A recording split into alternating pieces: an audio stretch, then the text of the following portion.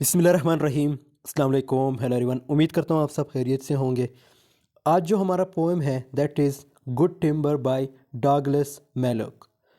बहुत ही important poem है और ये फर्स्ट ईयर के चैप्टर थर्ड से हैं, जिसमें हम समरी और एक्सरसाइज के जो क्वेश्चंस हैं और आंसर्स हैं उनको डिस्कस करेंगे। और यही पोएम जो है यूनिवर्सिटी लेवल पे भी पढ़ाया जाता है। सो बढ़ते हैं अपने टॉपिक की तरफ।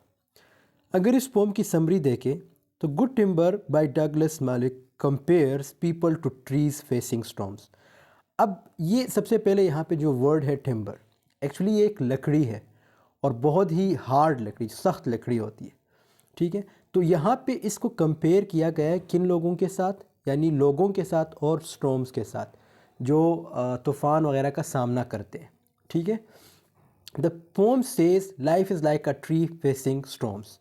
पोएम क्या कहता है कि ज़िंदगी एक दरख्त की तरह है जो तूफ़ानों का सामना करते हैं। And just as a strong tree produce good timber, और इसी तरह जो एक अच्छी स्ट्रॉन्ग ट्री होगी यानी मजबूत दरख्त होगा, वो एक अच्छी टिम्बर जो है प्रोड्यूस करेगी, यानी एक अच्छी लकड़ी जो है प्रोड्यूस करेगी। Facing life challenges making a strong, और ज़िंदगी में जितने भी चैलेंजेस है जब हम उनका सामना करते हैं तो हम उतने ही स्ट्रॉन्ग बन जाते हैं। टेस्टिंग लाइक स्टॉर्म्स, अब ये एक पॉइंट है, इसके आगे एक्सप्लेनेशन है। Life difficulties are like storms, ज़िंदगी की जो सख्तियाँ ये तूफ़ानों की तरह होती है। स्टॉर्म्स का मतलब है तूफ़ान। टेस्ट अस, जो हमें दैट टेस्ट अस, जो हमारा टेस्ट लेती है। A tree facing storms become stronger, एक दरख्त जो तूफ़ानों का सामना करती है वो मजबूत बन जाती है। And similarly facing challenges make us better, और इसी तरह अगर इंसान है जब वो चैलेंजेस का सामना करेंगे तो हम बेहतर से बेहतर होते जाएंगे, यानी बेहतरीन बनेंगे। Quality matters, only good timber comes from strong trees, यानी गुड टिम्बर जो है, ये जो लकड़ी है ये हमेशा स्ट्रॉन्ग ट्री से ही हमें देखने को मिलता है और हमें मिलता है। और यही टिम्बर जो है यानी जो लकड़ी है ये घर को बनाने के लिए भी यूज़ किया जाता है, यानी ऐसी ये इतनी मजबूत लकड़ी है कि इससे घर बनाए जाते हैं। Likewise, only resilient and strong individuals can emerge from life struggles as better people. तो इसी तरह इंसान भी अगर वो मजबूत होता है, यानी जो तूफ़ान है, जो चैलेंजेस है उसका सामना करता है, तो वो भी स्ट्रॉन्गर बन जाता है, जैसे यहाँ पे स्ट्रगल वर्ड मेंशन है। Building strength, the poem encourage us to face problems with a positive attitude. इस पोएम में हमें यह भी बताया गया है कि जब भी आप पे कोई मुसीबत आए, कोई तूफ़ान आए, कोई चैलेंजेस हो, तो आप उसको पॉजिटिव वे में, पॉजिटिव एटीट्यूड के साथ उसका सामना करें। It's like the way a tree stands tall despite storms, ये बिल्कुल इस तरह है, बहुत ही अच्छी सी कंपैरिजन की गई। ये बिल्कुल इस तरह है जैसे एक दरख्त है ना, जब उसके पास या उसके ऊपर तूफ़ान आते हैं या उसके ऊपर पानी आता है तो वो फिर भी उसी जगह खड़ा रहता है। ठीक है, वो बिल्कुल हिलता नहीं। तो इंसान को भी चाहिए कि वो चैलेंजेस का सामना करे और अपने आप को ना गिरने दे। And we should stand stronger through our challenges, और हम जो है चैलेंजेस का सामना करें और उसको मजबूती से उसका सामना करें। Patience and प्रिजर्वेंस, trees don't become strong overnight, ये जो दरख्त होते हैं ये रात, यानी जैसे ही रात हो गई तो ये मजबूत नहीं बन जाते। आगे क्या लिखा है, इट टेक्स टाइम, ये इसको टाइम लगता है। Similarly building resilience and strength in life requires patience and प्रिजर्वेंस। Again बहुत ही अच्छी कंपैरिजन की गई कि इसी तरह जो रेजिलेंस है या जो स्ट्रेंथ है, जो इंसान की स्ट्रेंथ है, इंसान की रेजिलेंस है यानी कुव्वत है, तो वो क्या है, उसके लिए भी एक पेशेंस चाहिए। पेशेंस का मतलब है सब्र, ठीक है, और प्रिजर्वेंस चाहिए। ठीक है, Transformation through struggles. The poem suggests that going through tough times transforms us. ये अगेन बहुत अच्छे कंपैरिजन की गई कि जितना हम डिफ़िकल्ट वक्त का सामना करते हैं, यानी हमारे जब चैलेंजेस का सामना करते हैं तो उतने ही हम मजबूत होते हैं, हमारी ट्रांसफॉर्मेशन होती है।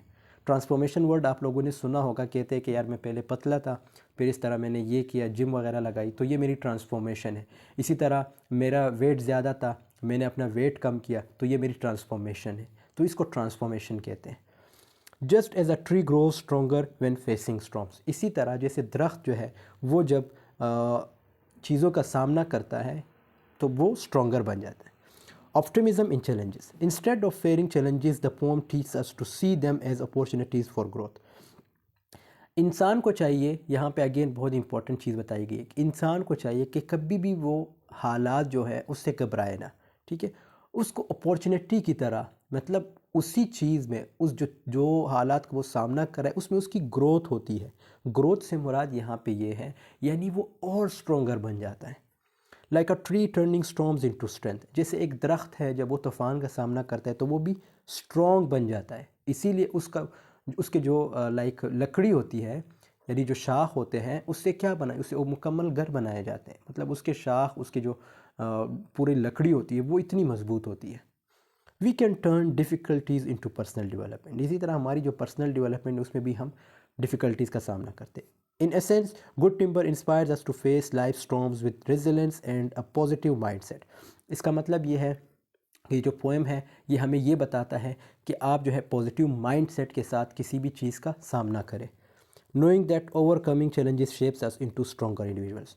और इसी तरह ये भी हमें ये बता रहा है, इस पोएम में ये भी बताया गया है कि जो चीज़ें आपके सामने आएंगी, ओवरकम का मतलब है कंट्रोल करना, यानी जो चैलेंजेस है उसको कंट्रोल करो, ठीक है। चैलेंजेस से मुराद ये है कि उसको फेस करो, ठीक है। शेप्स अस टू स्ट्रॉन्गर, इस तरह आप एक स्ट्रॉन्गर इंडिविजुअल बन जाते हो। इंडिविजुअल मीन सिंगल बंदा।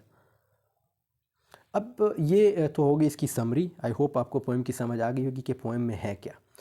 इसके अगर आपसे क्वेश्चन भी पूछा जा सकता है पेपर में कि स्ट्रक्चर और फॉर्म क्या है गुड टिम्बर पोएम का, तो ये उसकी स्ट्रक्चर और फॉर्म को डिस्कस करेंगे, फॉर्म को डिस्कस करेंगे।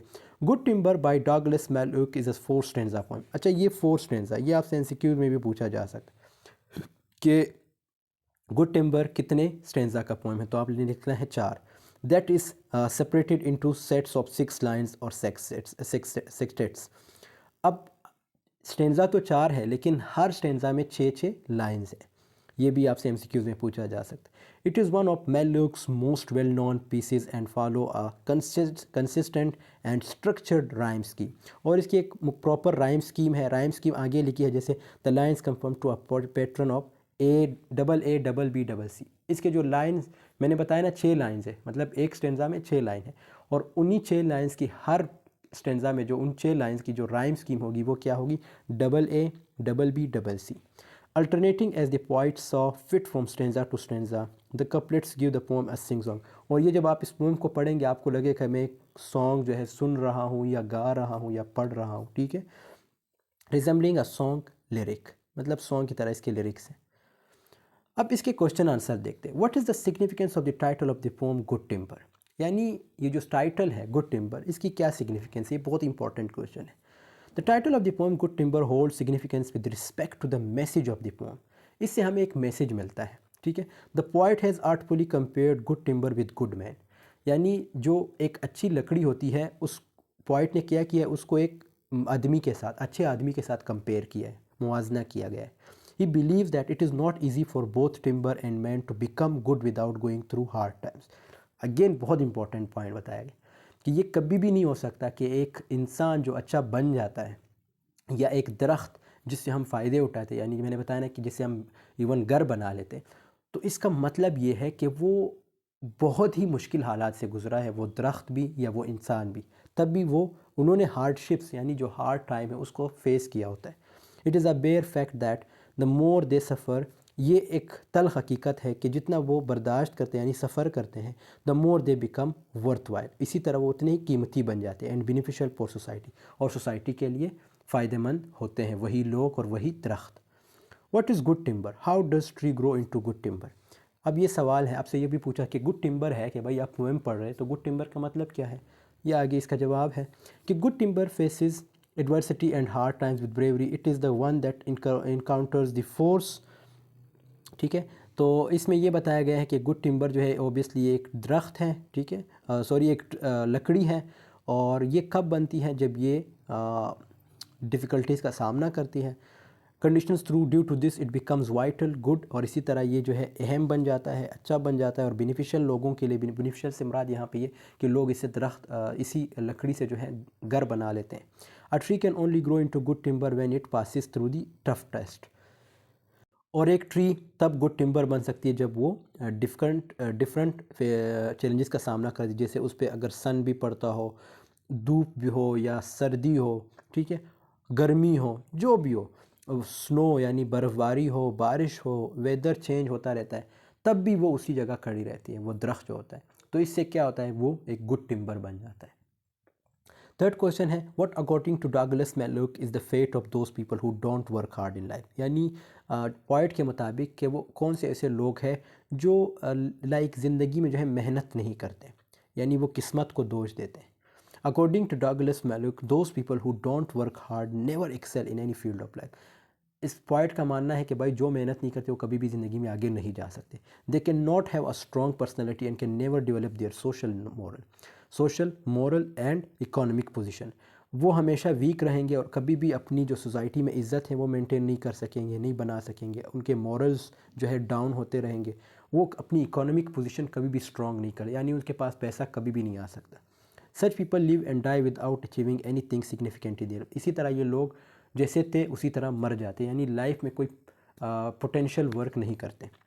How can a person achieve his या her true potential in life, illustrate with examples from the poem. ये आप खुद भी लिख सकते हैं, लेकिन यहाँ पे एक प्रॉपर आंसर है, आप इसको ज़रूर पढ़ लीजिएगा। ईजी है, लेकिन ये क्वेश्चन इतना इम्पोर्टेंट नहीं है, ठीक है। बाकी आप लोगों को अगर टॉपर बनना है या अच्छे नंबर लेने, तो भाई आपको तो पूरे एक्सरसाइज के क्वेश्चन पढ़ने। What is the central idea of the poem Good Timber? ये अगेन बहुत ही इंपॉर्टेंट क्वेश्चन है। The central idea of the Good Timber is that in order to become good and beneficial one has to face hardships. इसका central idea क्या है? इसका मतलब ये है कि भाई अगर आपने बेनिफिशियल बनना है या किसी के लिए फ़ायदा देना है, किसी को फ़ायदा देना है, एक अच्छा इंसान बनना है, तो आपको हार्डशिप्स यानी सख्तियों का सामना करना होगा। And difficulties in life, both timber and man have to overcome a diversity with courage and determination. यानी हिम्मत के साथ सब कुछ जितनी भी चीज़ें उनका सामना करना होगा। The struggle is a key to success to live a perfect valuable life with otherwise both of them die without achieving anything worthwhile in their life. What is the rhyme scheme of the poem Good Timber? Rhyme scheme मैंने पिछले slide में भी discuss किया है। यहाँ पे again ये देखो, मैंने बताया ना, इसके 4 स्टेंजाज हैं और हर स्टेंजा में 6 लाइंस हैं, ठीक है। और इसकी जो राइम स्कीम है वो AA, BB, C है। फिर अब जो क्वेश्चन है वो है, an extended metaphor is a poetic device in which two unlike things are compared in a series like. Metaphor क्या है? जिसमें दो अनलाइक एक जैसी चीज़ों को कंपेयर नहीं किया जाता। तो यहाँ पे जैसे इसकी एग्जांपल है, आंसर है, the whole poem is an example of extended metaphor as the poet has skillfully compared good timber with man. इसमें क्या है, देखो दरख्त है, दरख्त की कंपैरिजन किससे की गई है? इंसान के साथ, यानी मैन के साथ। तो ये क्या है? ये मेटाफर है। इसी तरह ये उसके कुछ और एग्जांपल्स हैं, ये आप लोग पढ़ लीजिएगा। What is alliteration? Give its examples from the poem Good Timber. Alliteration क्या है? Alliteration is the occurrence of the same letter or sound at the beginning or adjacent or closely connected words. Alliteration वो है जब आप एक line लिखते हैं, उसमें जो पहला वर्ड होगा वो और उसके बाद दूसरा वर्ड, उसका लफ्ज़, उसका वर्ड और तीसरा वर्ड ये बिल्कुल सेम होते हैं। सॉरी, लेटर, वर्ड नहीं, लेटर। जैसे पिटर, पीपर, इसी तरह पिटर पी है, फिर पीपर में अगेन पी है स्टार्ट में। तो ये इसको हम कहते हैं alliteration. The poet has use this literary technique of alliteration quite beautifully throughout his poem Good Timber. तो इस पोएम जब आप इसको पढ़ेंगे, इसमें भी इलिट्रेशन का यूज़ किया गया है। फॉर इंस्टेंस जैसे सन एंड स्काई, देखो स्टार्ट में भी एस है और फिर इधर भी एस है। मेनली मैन, मैन एम है, फिर में एम है। स्टॉर्म एंड स्ट्रेंथ, एस है और एस है। सन एंड स्नो, एस है और एस है। गुड एंड ग्रो, जी है और जी है। इसी तरह broke branches, broken branches, B और बी है। तो दोस्तों यहाँ पे मेरी वीडियो की एंडिंग होती है और ये हमारा नेक्स्ट चैप्टर होगा from Mother with Love by Joan Sherbrune. तो ये नेक्स्ट चैप्टर होगा। आई होप आपको यहाँ तक समझ आ गई होगी। अगर ये पोएम पसंद आया है और वीडियो पसंद आई है तो ज़रूर लाइक कमेंट शेयर कीजिएगा। मिलते हैं आपसे नेक्स्ट वीडियो में, तब तक के लिए अल्लाह हाफिज़, टेक केयर ऑफ़ योरसेल्फ।